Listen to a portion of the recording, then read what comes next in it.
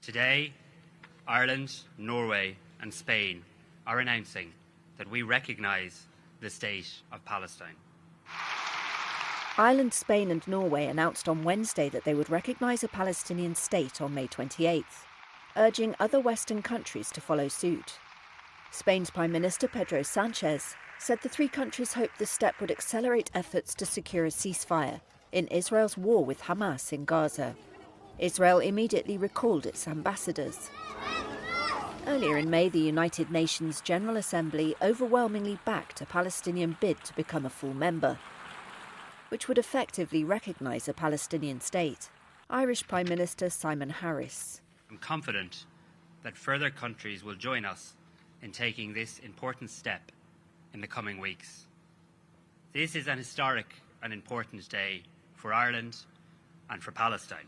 The decision was welcomed by the Palestinian Authority, which exercises limited self-rule in the Israeli-occupied West Bank, and by Hamas, which rules the Gaza Strip.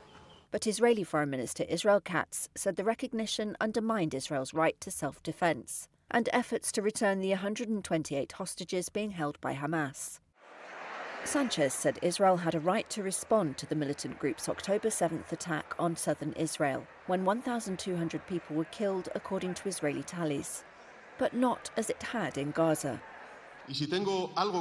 And if one thing is clear to me, it is that Prime Minister Netanyahu has no peace project for Palestine.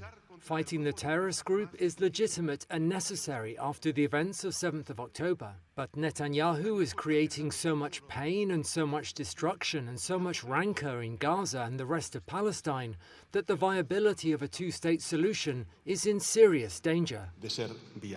At a pro-Palestinian solidarity camp in Madrid, students mostly welcomed the announcement, but warned it wasn't enough.